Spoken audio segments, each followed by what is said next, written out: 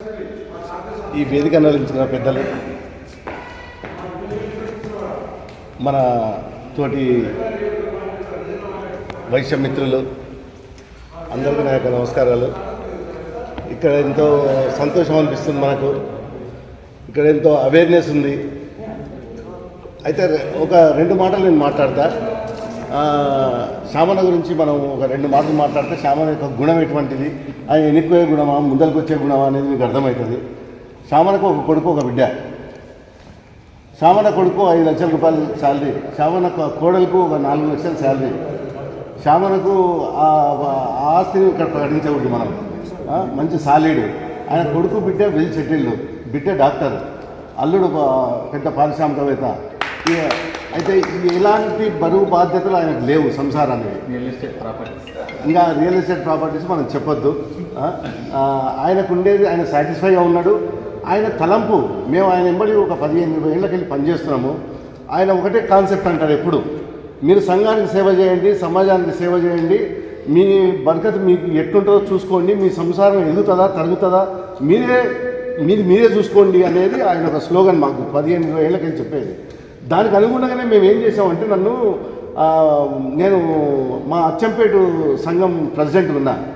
మేము ఒక వనభోజనాలు చేసేది, తర్వాత మేము ఒక కార్యక్రమాలు చేపట్టి అన్నను చీఫ్ గెస్ట్గా పిలిచేది, పూల మీద నడిపించేది 15 ఏళ్ళ కిందనే. పైకి వచ్చి ఆయనకు అనుగుణంగా మేమే ఒకటి, ఇప్పుడు మనం కాపాడుకుంటూ కన్వకులాలను కాపాడినప్పుడే రాజకీయంగా ఎదుగుతాం మనం. అంతేగాని ఒక వైసీపీలో ఉన్న ఈ చిత్రంలోనే ఉంటే కూడా మనం ఎదుగం రాజకీయ నాయకులం. మన యూనిటీ ఉంటేనే రాజకీయ నాయకుడు మనం పిలుస్తాడు, లేదా మనమే పోయి మస్తు కొట్టాల్సి వస్తుంది.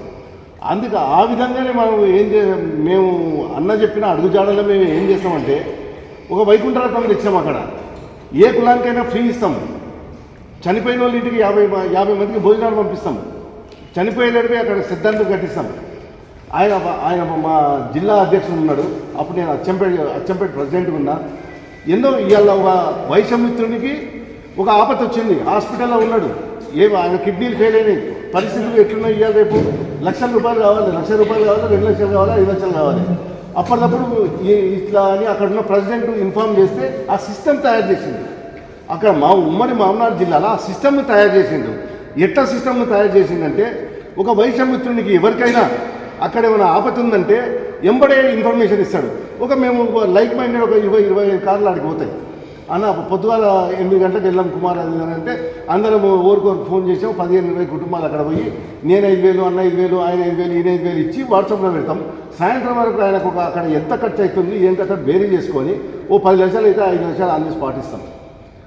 మా ఏరియాలలో ఒక బీద కుటుంబాలు కానీ అవి కానీ చదువులు లేకపోతే, ఒక బీద కుటుంబీకుడు ఒక ఆడపిల్ల పెళ్లికి అడుక్కోకుండా, అరే నేను ఇట్లా చేయలేకపోతే కదా నా బిడ్డ పెళ్లి అని అనుకోకుండా, అదే 3 రకాల స్వీట్లు పెట్టి, అదే బట్టలు తెచ్చి, అదే పుస్తక తెచ్చి, ఆయనకు ఎక్కడ ఆ విధమైన బాధ లేకుండా చేసే వ్యక్తి శ్యామసుందర్ అన్న గారు. మాకు సూచనలు ఇచ్చి మమ్మల్ని నడిపించి, నా ఎలక్షన్ నేను జిల్లా ప్రెసిడెంట్ నిలబడ్డాడు. మా ఎలక్షన్ ఒక హోరాహోరీగా జరిగింది. హోరాహోరీగా జరిగితే ఆయన 6 నిమిషాలు కష్టపడ్డాడు మా కొరకు. నువ్వు నిలబడాలి, మాకేమి ఇష్టం లేదు నిలబడాలని మమ్మల్ని ఎంకరేజ్ చేసి, మీరు సమాజానికి చేయాలి, మీరు మనకు 1 రూపాయి ఒక ఇన్కమ్ ఉంటే 1 పైసా ఖర్చు పెట్టండి, ఏం కాదు, మీకు టైం ఇవ్వండి, ఖర్చు పెట్టండి, రోజు 1 గంట సేపు పనిచేయండి అని మాకు నేర్పిండు. మాకు నేర్పి మమ్మల్ని మా ఎలక్షన్ జిల్లా ఎన్నికలు ఒక ఎమ్మెల్యే ఎలక్షన్ విధానం ఎట్లయితుందో అట్లయింది మా దగ్గర. మేము గెలిచినాం. మేము గెలిచినా అంటే అన్న గెలిచినట్టే లెక్క.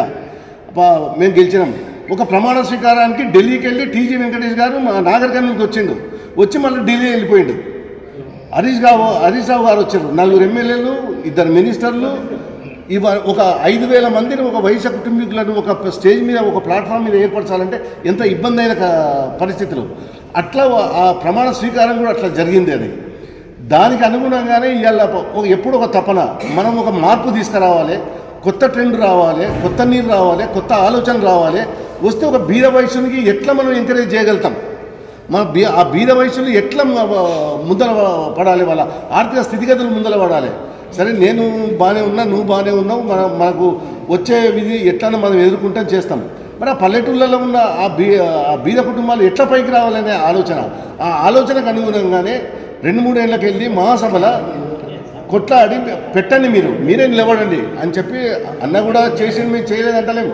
అమరావతి లక్ష్మణ కూడా ఆయన సేవలు ఆయన చేసిండు. కానీ కొత్త నీరు వస్తే, కొత్త ఆలోచనలు వస్తే అది వేరే కొత్త మార్పు అవుతుంది. ఆయన ఈ బిల్డింగ్ కట్టిండు, నేను 2 బిల్డింగ్లు కట్టాలంటాడు. ఆయన 2 బిల్డింగ్లు కట్టాలి, నేను 3 బిల్డింగ్లు కట్టాలంటాడు. లేదా నేను ఆయన 30 మందికి సేవ చేసి నేను 40 మందికి చేయాలని మన కాంపిటీషన్ వస్తుంది.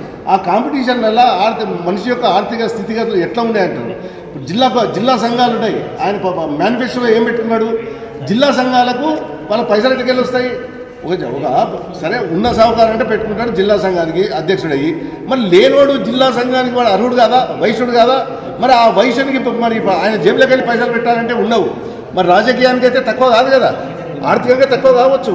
ఆ ఉద్దేశంతో మనం కట్టే 525 రూపాయలల్లో దానికి ఇంట్రెస్ట్ వస్తే 50% జిల్లా సంఘాలకు ఇవ్వాలి, 50% మహాసభ వాడుకోవాలి అనే కాన్సెప్ట్ తీసుకొచ్చిండు. ఫస్ట్ మీకు సంతకం పెట్టేదే అది. ఎందుకంటే ఇసంటివి ఎన్నో ఆయన ద్వారానే, ఆయన చెప్తేనే ఇది. ఆయన దమ్మున నాయకుడు, ఎవరికి భయపడేలేదు. ₹1 కాదు, ఇప్పుడు ఎవరో అన్నారు ₹1 ఇస్తున్నావు, 2 కోట్లు ఇస్తాయి. ₹1 కాదు, నువ్వు 10 కోట్లు ఇచ్చినా ఆయన ఒక ఏడాదిలో ఖర్చు పెట్టే రకం. అది జిద్దు మనిషి. మన కాంగ్రెస్ పార్టీలో రాజశేఖర రెడ్డి తెలంగాణ ఉన్నారు కదా, రాజశేఖర రెడ్డి ఎంత ఉంటే ఎప్పుడైనా అతనికి అనుసరించడానికి అతన్ని ఎంబడినోళ్ళకు ఏ సగం రాత్రి అయినా రాని అతన్ని హెల్ప్ చేసి తోలేటాడు. ఆ విధమైన మనిషి. మీరు ఎప్పుడైనా స్పందించండి. రేపు మహాసభ అధ్యక్షుడిగా ఉండనియండి, ఆయన ఇంకెక్కడైనా ఉండనియండి, మీకు ఫలాని పని ఉందంటే ఎప్పుడైనా ఆయన ద్వారా కాకపోతే ఎవరి ద్వారా అవుతుంది అని చెప్పి చేసి ఆ పని చేస్తాడు. ఆ హాస్టల్ సీటా, వైశ్య హాస్టల్ సీటా, లేదా వైశ్య సంఘానికి ఇంకేమైనా కావాలన్నా, మా ఊరికి ఏంది, మాకు మీ ఓ ప్లాన్కి హాస్టల్ సీట్ ఉంటుంది, మరి అక్కడ ఎవరి ద్వారా పోతే మనకు అవుతుంది అని అతనికి ఫోన్ చేసి, ఎందుకంటే మేము చేస్తున్నాం ఇప్పుడు, ఆయన చేస్తున్నాడు ఇప్పుడు. అవి ఆయన గుణగణాలు మీకు తెలపాలని చెప్పి ఈ 2 నిమిషాలు నాకు ఈ అవకాశం ఇచ్చినందుకు మీకు తెలపాలనే ఉద్దేశంతో మీరందరూ ఈ అవకాశం ఇచ్చారు. మేము కృతజ్ఞతలు.